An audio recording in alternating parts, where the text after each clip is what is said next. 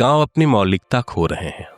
मौलिक होना आप समझते हैं। हम कला की बात कर रहे हैं, हम लौंडा नाच की बात कर रहे हैं, हम संगीत की बात कर रहे हैं। पिछले 2 दशकों में जितना मैं गाँव को समझ पाया हूँ, कम से कम जिन राज्यों के लिए काम किया है शिक्षा के लिए, या जो मेरे गांव हैं बिहार और जहाँ झारखंड में बचपन गुजरा है, तो गांव अपनी मौलिकता खो रहे हैं। इस उपन्यास का जो थीम है लौंडा नाच, है ना, एक खास कम्युनिटी, एक तरह से अगर साफ साफ कहूँ तो जो कम्युनिटी सवर्ण नहीं है, जातिगत अगर खांचे और संरचना में देखें, वो ही इसको करती रही है। तो अच्छा रचनाकार वो है जो अपने पात्रों को संवेदनाएं देता है अपनी सारी, लेकिन एक महान रचनाकार है जो अपनी संवेदना के विरुद्ध जाकर पात्र का सृजन करता है और उसको खड़ा करता है। क्या बात है। और पात्र का जो संघर्ष है उसको एक सम्मान देने की जरूरत है। शायद इस भाव से मैं लिख रहा था और मैंने हर जगह उसको आप और जी के संबोधन से संबोधित किया है। बाइनरी में हम बात करते रहते हैं ना, शुरू से ही बताया, या तो स्त्री है या पुरुष है, शारीरिक रूप से, और मन वाली बात तो कोई समझता भी नहीं ना। मैं क्या महसूस करता हूँ, मैं क्या सोचता हूँ, है ना, मेरी क्या इच्छाएं हैं। अभी आपने एक शब्द का इस्तेमाल किया, अश्लील। क्या परिभाषा है अश्लीलता की? कोई परिभाषा नहीं है। कैसे मैं अपने बच्चों को या फिर अपने जो मेरे परिवार वाले उनको बताऊं कि ये चीज अश्लील है, इसको आप मत देखो? जो चीज ना हमने तय कर लिया, वर्जनाएं समझते हैं आप।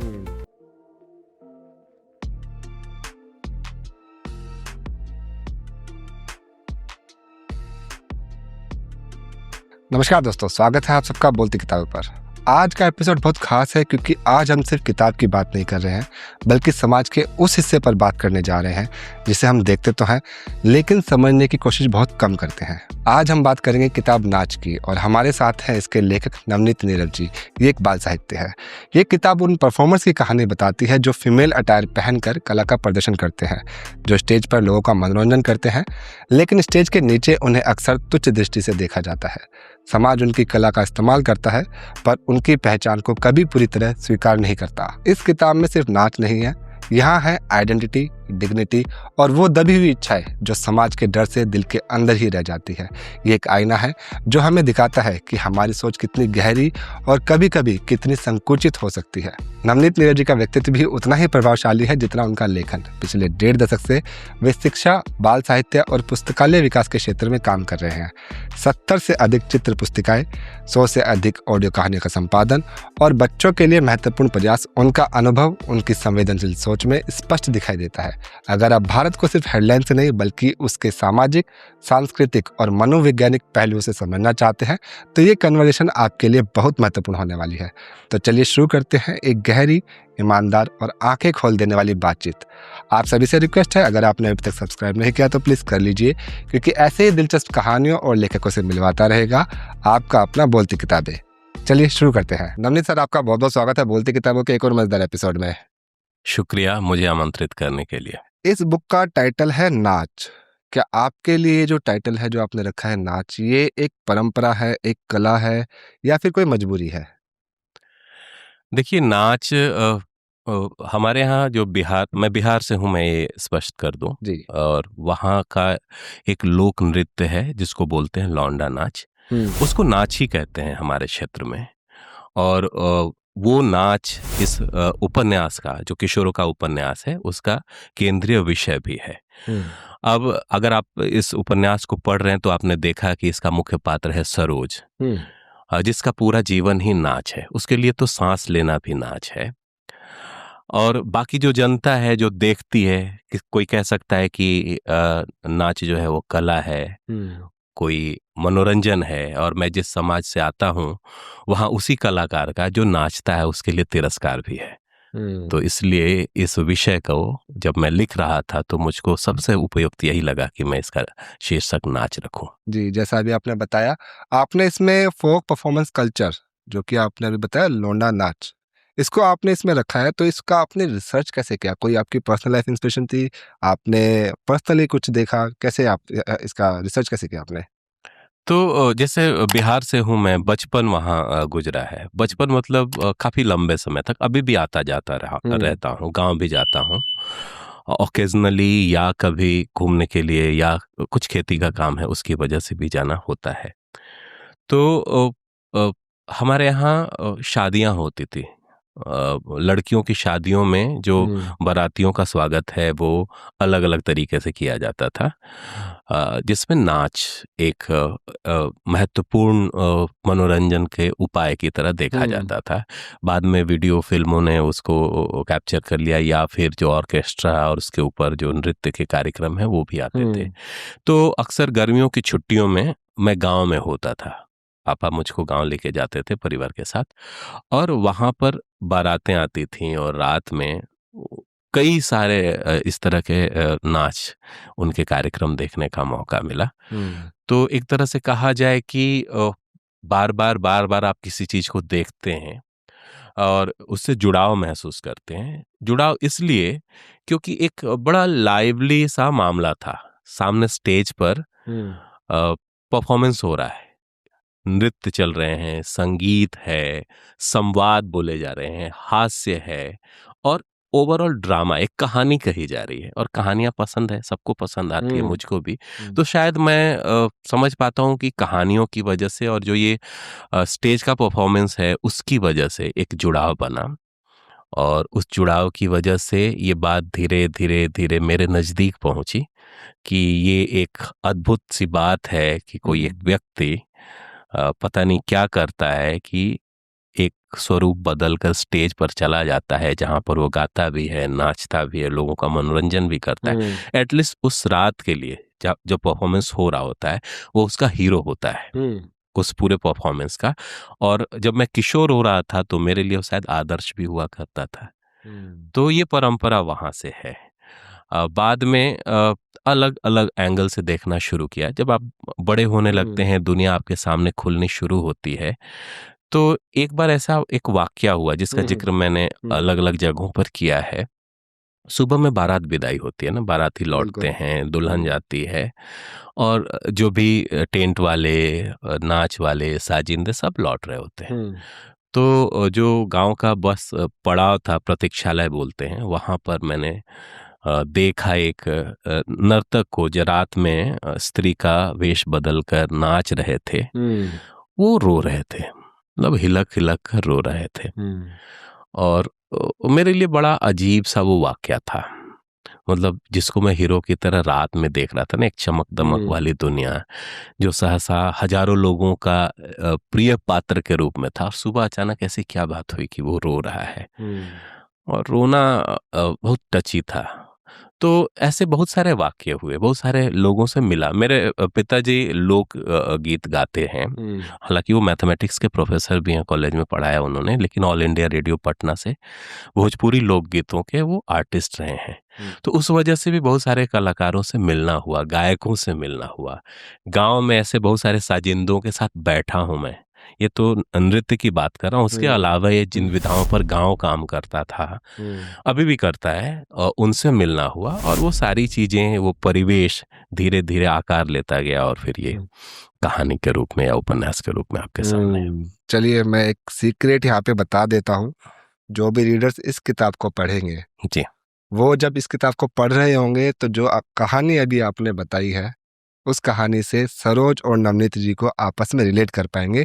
ये बात मैं रीडर्स पे ही छोड़ता हूँ, किताब को पढ़ने के बाद ही पता चल पाएगी। बिल्कुल। चलिए आगे की तरफ बढ़ते हैं।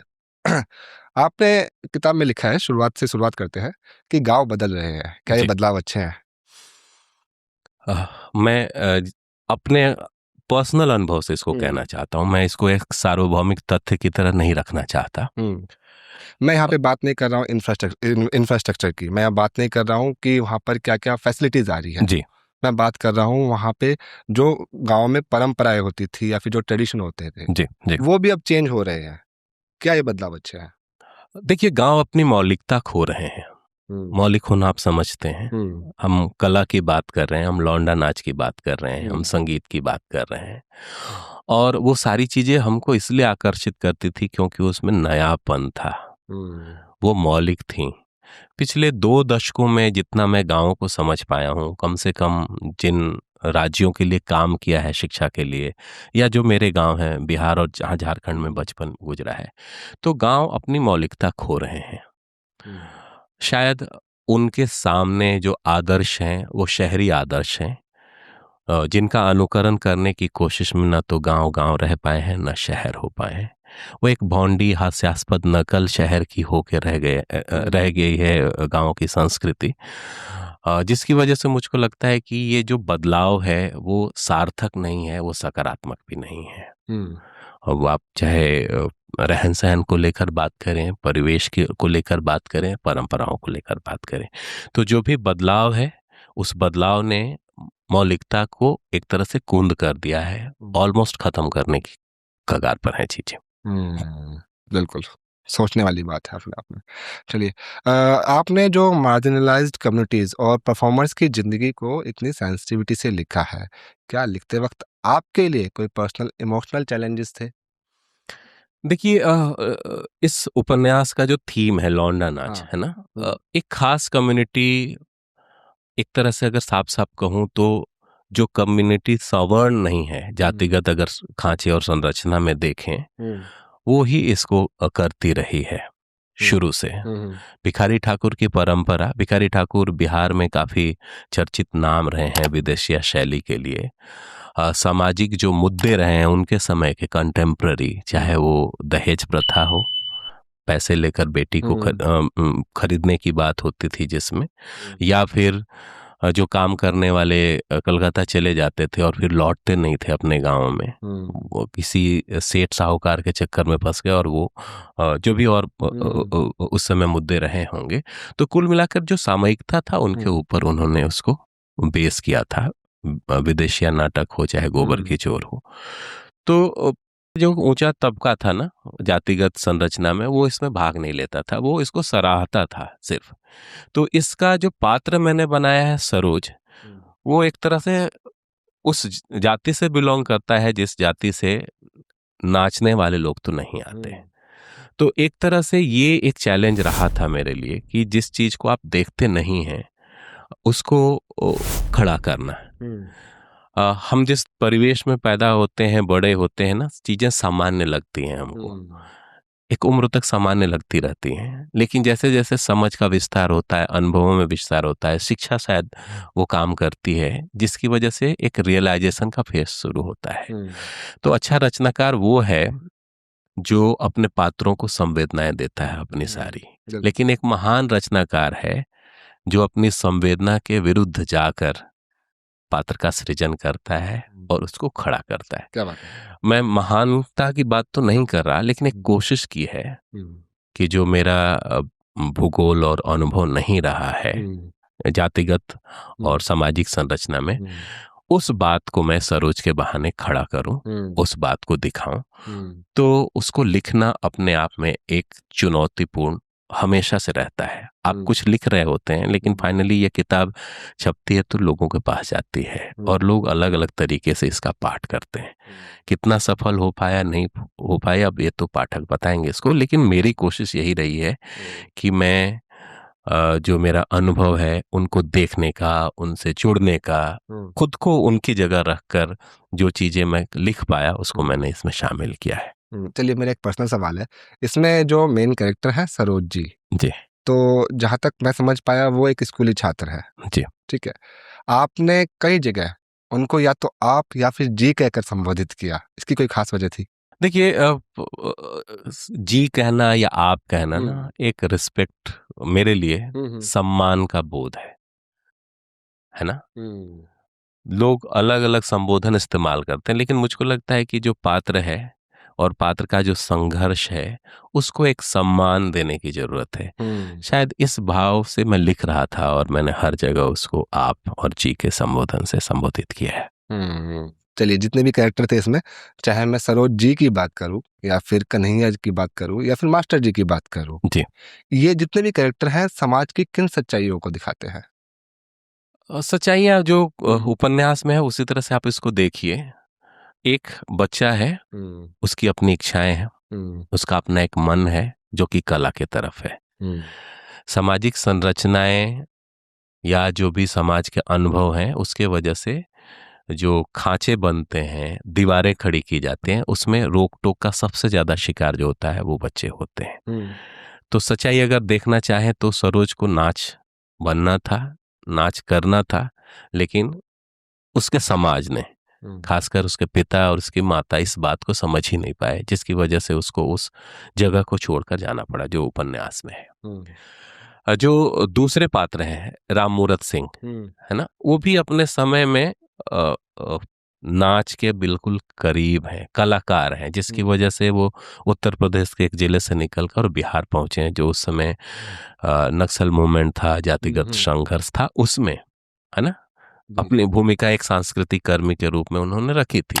लेकिन बदलते समाज और बदलते समय में उन्होंने, उनके कलाकार ने घुटने टेक दिए, तभी तो टीचर हो गए, वो कलाकार नहीं रह पाए। हालांकि कोशिश उनकी है कि सरोज जैसे लोगों को सामने लेकर आया जाए, उनके साथ काम किया जाए, उन सामाजिक मुद्दों को नाच और गाने के रूप में लोगों को के सामने रखा जाए, ताकि ज्यादा से ज्यादा लोग उसके बारे में जान पाए।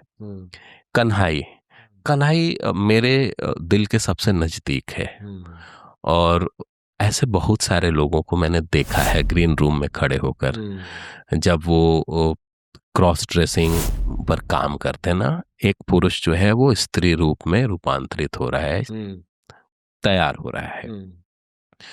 रात ने वो डिस्क्राइब किया है, वही बड़ा सुंदर तरीके से आपने डिस्क्राइब किया। हाँ, मैं वो सारे मेरे पर्सनल अनुभव हैं, और वो एक बड़े होते बच्चे के लिए, मेरे लिए बड़ा मेस्मराइजिंग था, अद्भुत था वो, है ना। उस अनुभव को लिखना, मतलब मुझको लगता है कि अगर वो बात इस उपन्यास में सही तरीके से आई है जैसा आप कह रहे हैं, तो मेरी मेहनत है वो सफल होगी। तो कन्हाई जैसे लोग जो एक तो खुद को परिवर्तित करते हैं, रात भर बिना रुके बिना थके पूरे परफॉर्मेंस को करते रहते हैं। सबसे इसमें गौर करने वाली बात है कि ये जो नृत्य और परंपराएं ना, ये फुल टाइम एंगेजमेंट नहीं है, सीजन है। जैसे मैंने कहा ना, शादियों और बारातों में ही इनको बुलाया जाता है, या कोई और ओकेजन में, तो फुल टाइम काम नहीं है। तो क्या करना है, मान लीजिए कि 3 4 5 महीने आप एंगेज हुए उस कला को लेकर, वो बाकी समय क्या करेंगे? तो सूरत चला गया है। आपने अगर उपन्यास को देखा है तो चला गया है, क्योंकि उसके अपना भी परिवार है, बाल बच्चे हैं, मतलब डिग्निटी भी है और सर्वाइवल का भी मसला है। उसके बीच में कलाकार काम करते रहते हैं। तो ये सारे एक्सपीरियंसेस थे, और रियल लाइफ ही है एक्सपीरियंसेस। ठीक है, आप फिक्शन लिखते हैं तो अपने हिसाब से फिक्शन को बदलते हैं, एक छूट लेते हैं, लेकिन प्रेरणा सूत्र समाज में ही है जहां से मैं आता हूँ। पर बात तो वही है कि जेंडर आइडेंटिटी और सोशल एक्सेप्टेंस जी, आज भी मतलब समाज उस तरीके से एक्सेप्ट नहीं कर रहा है, ऐसा क्यों, जबकि सरकार ने इसको मान्यता दे दी है? गंभीर मुद्दा है, बात होनी चाहिए, बात करेंगे। मुझको लगता है कि बाइनरी में हम बात करते रहते हैं ना, शुरू से ही बताया, या तो स्त्री है या पुरुष है, शारीरिक रूप से, और मन वाली बात तो कोई समझता भी नहीं ना। मैं क्या महसूस करता हूँ, मैं क्या सोचता हूँ, है ना, मेरी क्या इच्छाएं हैं। एक कलाकार का मन क्या चाहता है? वो चाहता है कि उसके कला को आकार मिले, उसकी तैयारियां हो, ताकि वो खुद को संप्रेषित कर पाए अलग अलग तरीके से। अब आपकी इच्छा है कि आपको नृत्य करना है, और आपको कहता है कि गणित की पढ़ाई करिए, है ना। आपको लगता है कि शायद मैं स्त्री रूप में अपने आप को ज्यादा अच्छे से एक्सप्रेस कर पाऊंगा, है ना, लेकिन नहीं। समाज की जो व्यवस्था है, जो धर्म और जाति और सामाजिकता जो भी हमने तैयार किया उस पर आधारित है, वो कहता है कि नहीं नहीं नहीं नहीं, आपकी पहचान वही है जैसा आप दिख रहे हैं, या आपको जैसा दिखना चाहिए ना। खांचे इसीलिए तो हमने बनाए रखे हैं ना, हम तय करते हैं कि आपको इस तरह से दिखना है, आपको ये करना है, आपको ये पढ़ना है, आपको इस तरह से बिहेव करना है। तो जहां इतने सारे रोक टोक है, रिस्ट्रिक्शन है, वहां पर आगे हम क्या बात करें? खुद की पहचान, शारीरिक ना, भी ये सारे मुद्दे चलते हैं, बहुत सारी बातें होती हैं, बहुत संजीदगी से बातचीत होती है। फिर भी मेन स्ट्रीम में देखा जाए, जो मुख्य धारा है, चाहे वो साहित्य है, चाहे वो मीडिया है, कितनी बातचीत होती है, शायद दिल्ली में हम बैठे हुए इस बातचीत को कर रहे हैं तो यहाँ थोड़ा दिखाई भी देता है, लेकिन हमारे जो गांव हैं वहाँ कितनी बातचीत होती है। वहाँ तो ये सारे मुद्दे प्रहसन के मुद्दे हैं, बुलिंग किए जाने के मुद्दे हैं, आपको आपकी चेतना से दूर कर दिया जाएगा। तो ये सारी दिक्कतें हैं और मुझको लगता है कि जो समाज है वो कला को बदलता है। अभी समाज बदलता है या समाज उतना लिबरल नहीं है। एक शब्द है जेंडर फ्लूइडिटी, है ना, जहां समाज इस बात के लिए तैयार हो कि आप जैसा चाहते हैं वैसा करें, जो सोचते हैं आप उस तरह से बिहेव करें, आप अपनी पहचान को जिस तरह से कंटिन्यू करना चाहते हैं आप करें। लेकिन समाज में नहीं है ना, समाज ने तो अपने हिसाब से तैयारी करके रखी है, तो बदलता नहीं है, वो खत्म कर देता है। जो चीजें आपके विकास में सहायक नहीं होती हैं, अवरोध होती हैं, तो वो क्या करती हैं, धीरे धीरे आपको दम तोड़ने पर मजबूर कर देती हैं। और अभी क्यों लौंडा नाच जैसी इतनी पुरानी परंपरा पर बहुत खुल के बात नहीं होती है, मुख्य धारा में इसके ऊपर किताबें नहीं हैं, यह विषय बहुत पॉपुलर नहीं है, क्योंकि दबी जुबान में इस पर बात होती है। हमारी वर्जनाएं इतनी ज्यादा है कि हम इस पर सीधे सीधे नाम लेने में, बात लेने में हिचकते हैं। और इसी से संबंधित एक बात और कह दूं कि जब इस तरह की किताब मैंने तय किया था कि किशोरों के लिए लिख रहा हूँगा, तो मेरे लिए दुविधा थी कि इसको पढ़ेगा कौन। अगर पेरेंट ने तय कर लिया कि ये विषय तो बच्चों के लिए नहीं है, तो बच्चों तक वो बात नहीं पहुंचेगी। तो समाज कला को कितना पोषित करता है, ये तो सोचने वाली बात है। बिल्कुल। तो अगर हम इसमें जो जितने परफॉर्मर्स हैं उनकी परफॉर्मेंस को देखें जी, तो जब मैं बात करता हूँ कि मैं बात कर रहा हूँ सोसाइटी की, जी, तो हमें क्या सीख लेनी चाहिए? देखिए, जो इस कला में है, जिन्होंने इस कला को अपनी आजीविका बनाया है या जो जीवन के लक्ष्य हैं उसके साथ उन्होंने अलाइन किया है, जिन्होंने तय किया है कि मुझको ये चीज अच्छी लगती है और मैं उसके साथ हूँ, चाहे बाधाएं तमाम आ जाए। कौन कौन लोग परफॉर्मर है? जब आप मेन स्ट्रीम में बातचीत आपके बारे में होती नहीं है, जब आजीविका का वो परमानेंट कोई सोर्स नहीं है, पहचान को लेकर भी यही है कि एक पुनेश है, हमारे मित्र हैं और इस विषय पर शांति निकेतन में शोध कर रहे हैं। वो कई बार इस बात को बड़ा गंभीरता से और भावुकता के साथ कहते हैं कि रात में तो प्रोग्राम सारे लोग देखने आते हैं और सुबह होते ही कहते हैं कि सब देखो लौंडवा जा रहा है या नचनिया बजनिया है। तो कहना है मतलब हेय की दृष्टि से देखा जाता है। उसके बावजूद वो लोग अपने काम को ईमानदारी से कर रहे हैं, उससे उनको अपनी पहचान भी, आइडेंटिटी को भी बनाए रखना है, सर्वाइवल का भी मसला है। और जो बातें संप्रेषित करनी है, ध्यान रखिएगा, ये सारे नाच जो होते हैं, उनके कार्यक्रम या उनके जो भी नाट्य हैं, वो सारी चीज़ें सामाजिकता पर आधारित होते हैं, मतलब उनके विषय सामाजिक होते हैं। वो सारी चीज़ें भी कर रहे हैं, तिरस्कार भी है, अपमान भी है, आर्थिक रूप से कोई सपोर्ट नहीं है, उसके बावजूद भी ये तैयार है। तो क्या सीखने वाली बात है? आप अपने लक्ष्य को लेकर, अगर आपने तय किया तो आप उसको क्लियर कर रखिए और उसको लेकर आगे बढ़िए, चाहे बाधाएं कितनी भी आ जाए। दूसरा, एक अनुशासन। हर कला जो है वो अनुशासन, साधना की मांग करती है और वो उसके साधक हैं। उन्होंने साधा है तभी वो परफॉर्मेंस करने के लिए बहुत सारे लोगों के सामने खड़े हैं। तो मुझको लगता है कि ये 2-3 चीजें हैं जो कि इन कलाकारों से सीखी जानी चाहिए। बहरहाल मैंने तो सीखी ही है, सीख रहा हूँ मैं। बिल्कुल, चलिए किताब के ऊपर बात करते हैं। आपने जो लैंग्वेज यूज़ करी है या फिर जो नरेशन यूज़ किया है, इसमें बहुत ही ज़्यादा ग्राउंडेड है। जो आपने वर्ड्स यूज़ किए हैं वो आज भी मतलब वो वर्ड्स पूरे ट्रेडिशनल वर्ड्स हैं। जैसे कि आपने एक जगह यूज़ किया आहर, एक जगह यूज़ किया आपने मऊग, मर्जाद के बारे में आपने बात करी। जी, शायद गाँव में आज ये वर्ड्स यूज़ भी नहीं होते होंगे। बिल्कुल। तो जो वजह थी इनको यूज़ करने के लिए वो ये थी कि रूरल ऑथेंटिसिटी बनी रहे किताब की। देखिए, 2-3 बातें हैं इसमें।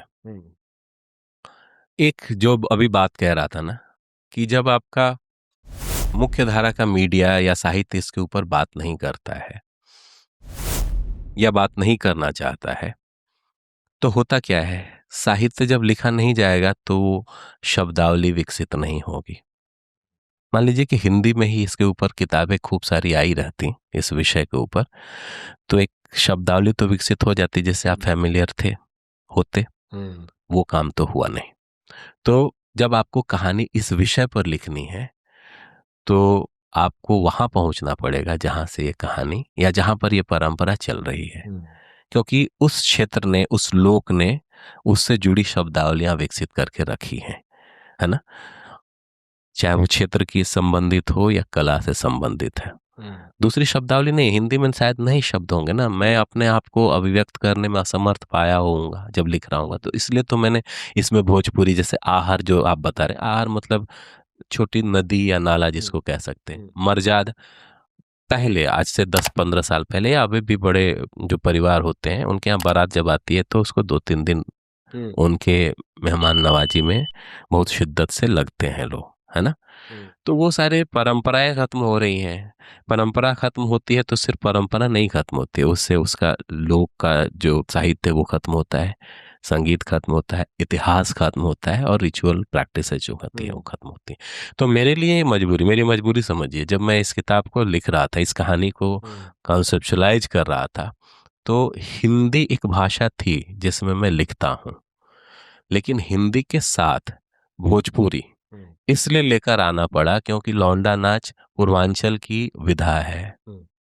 कल्चरल जो भी आपका उसके रेफरेंसेस देखेंगे तो पूर्वांचल से है, बिहार और पूर्वी उत्तर प्रदेश, और वहाँ की जो बोली है जिसने इस विधा के लिए शब्दकोश तैयार करके रखा है जिसमें बातचीत होती है, तो मैंने उन्हें शब्दों को उठाया है और उन्हीं को लेकर ये सारे कहानी के पात्र हैं, उनके संवाद हैं, या जो भी बैकग्राउंड है उसको रचने की कोशिश की। तो जब आप ये बुक लिख रहे थे या फिर जब आपने प्लानिंग करी, तो कोई ऐसा मोमेंट या कोई ऐसी कहानी, कोई ऐसा पल जो आपके मन में रहा हो कि यार ये तो जरूर रीडर्स के सामने जाना चाहिए?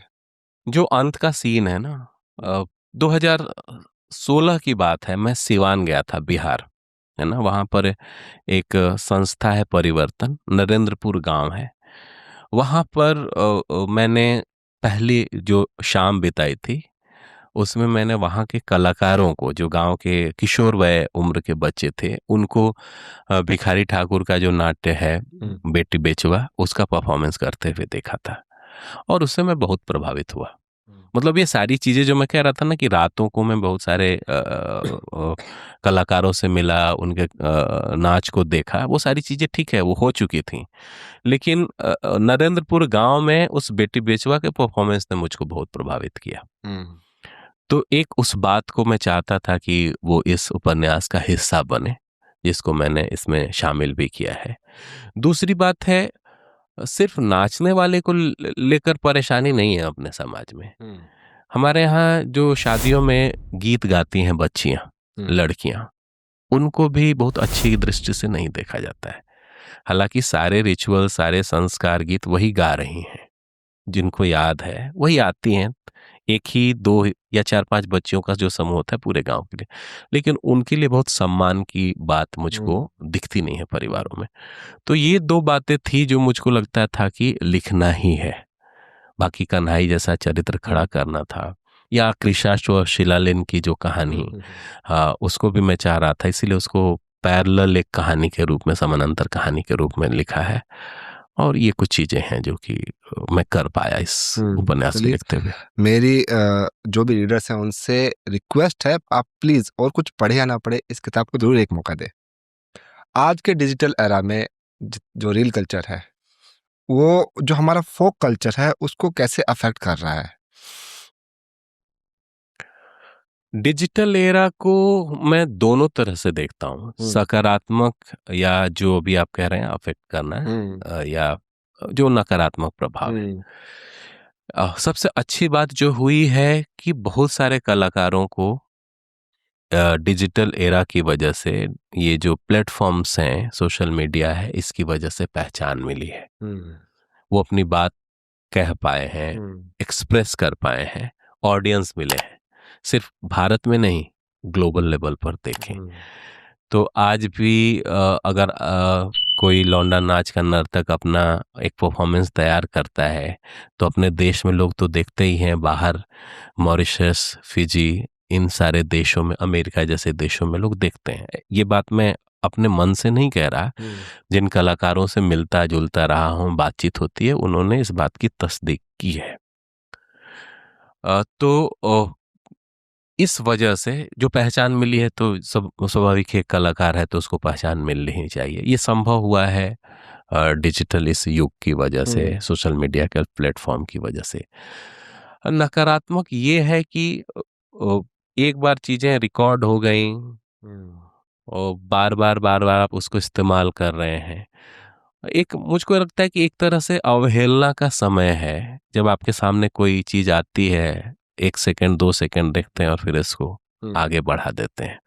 तो मुझको लगता है कि कला के प्रति जो एक सीरियसनेस होनी चाहिए, उसको देखने के लिए, या उससे जो जुड़ाव, संवेदनशीलता होनी चाहिए, उसमें कमी आई है, क्योंकि बहुत सारी चीजें इंफॉर्मेशन के रूप में आपके पास उपलब्ध हो गई हैं।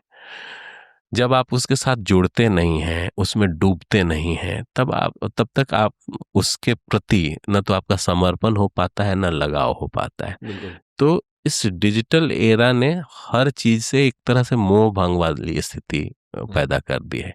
आप थोड़ी देर के लिए देखते हैं और फिर आप उससे विरक्त हो जाते हैं, फिर कुछ चीजों को देखते हैं, फिर विरक्त हो जाते हैं। और ऐसा लोक कलाओं के साथ भी मुझको दिख रहा है। ठीक है, जब हम डिजिटल एरा की बात कर रहे हैं तो यूथ की बात भी होनी चाहिए।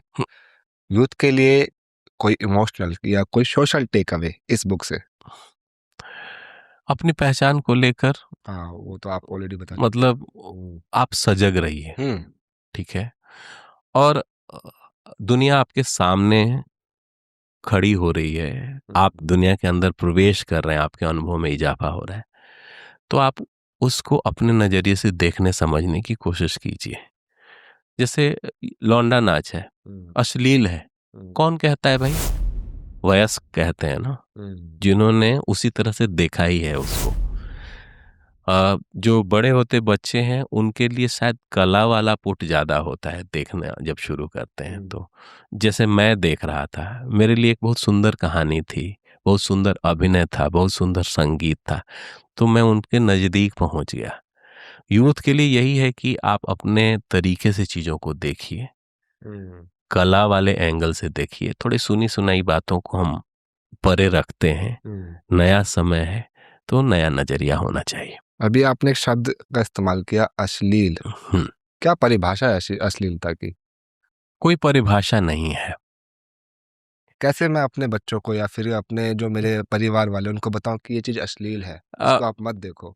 जो चीज ना हमने तय कर लिया, वर्जनाएं समझते हैं आप। जिस परंपरा से आप आते हैं या मैं आता हूं, जिस समाज से आते हैं, वहाँ हमने कुछ चीज़ों को मान के रखा है कि ये चीज़ें सहजता से कही जा सकती हैं, इस पर सहजता से बात नहीं होनी चाहिए।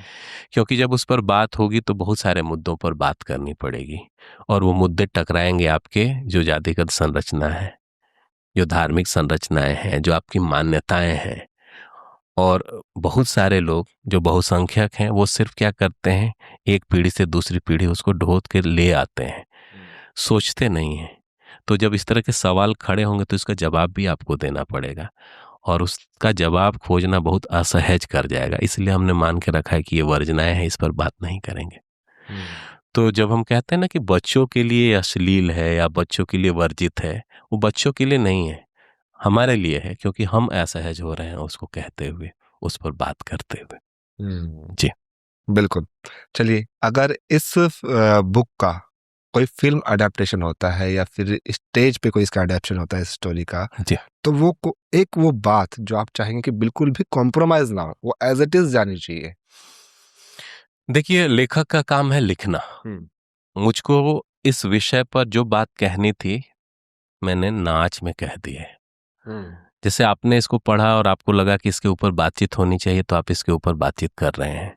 किसी को लगता है कि इसका स्टेज एडेप्टेशन हो या फिल्म में हो, तो उसका अपना पार्ट होगा। कहानी जो मेरे अनुभव से आई है, उसका पार्ट वो कलाकार कर रहा होगा, या जो लेखक निर्देशक होगा फिल्म का और स्क्रिप्ट का, है ना, तो वो एक तरह से उसकी रचना हो जाती है। तो इस पर ये कहना कि कौन सी मूल भावना को वो पकड़ के वो काम करेंगे और मेरी ये भावना तो रखो ही रखो, तो ये थोड़ा मुझको लगता है कि अतिशयोक्ति होगी। अच्छा। फिर भी संवेदना एक मुझको लगता है मुख्य अवयव है, मुख्य बात है, अवयव या बात की तरह अगर बोलूं, जो किशोर मन की जो बातें हैं, किशोर के द्वारा कला को देखना है, मुझको लगता है कि इसका आर्टिकुलेशन चाहे जिस फॉर्मेट में भी जाए, बड़ी संवेदनशीलता के साथ होना चाहिए। दिक्कत ये है कि इस तरह के विषय आज तक जिस पर हम बात कम करते हैं, कब लोगों के बीच विवाद का विषय बन जाए आप नहीं जानते। तो उसको थोड़ा संवेदनशीलता से बरतने की जरूरत है। वो कलाकार हैं, सच्चे लोग हैं, अगर उनके लिए अगर कुछ कहा जा रहा है, करा जा रहा है, तो बिना संवेदनशील हुए नहीं कहा जाना चाहिए। बिल्कुल। आपकी किताब की अंतिम कुछ पंक्तियां हैं, मैं एज इट इज पढ़ रहा हूँ। वैसे नाच कांच है, बात साच है। इसको आप थोड़ा सा डिटेल में बता दीजिए, इसी के साथ हम इस पॉडकास्ट पे विराम लगा देंगे। नाच कांच है, बात साच है। कांच तो क्या होता है? बहुत नाजुक सी चीज है ना, बहुत उसको बहुत संवेदनशीलता से, बहुत मुलायम नरमी के साथ आपको उसके साथ इंटरेक्ट करना होता है, उसके साथ जुड़ना है। देखने में बहुत सुंदर लगता है, लेकिन अगर वो फूट जाए तो उसकी किरचें आपको घायल कर सकती हैं। तो एक वो उस तरह का मसला है, विषय जो बहुत नाजुक है, लेकिन जो दर्द भी बहुत देता है। यही सच्चाई है नाच की। तो इसके साथ जो लोग काम कर रहे हैं, जो लोग जुड़े हुए हैं, वो सारे लोग शायद इस बात को बेहतर तरीके से जानते हैं कि जिस बात की स्वीकारोक्ति नहीं है समाज में, जिस बात को लेकर हमेशा से एक तरह से दुराव रहा है, वो 2500 साल पहले की जो कृषाश्व शिलालेख के समय की दुनिया हो, और अभी ये 2026 में जब हम इस बातचीत को कर रहे हैं, समाज कितना कुछ बदला है कला को लेकर, हमारा कितना नजरिया बदला है या सोच बदला है।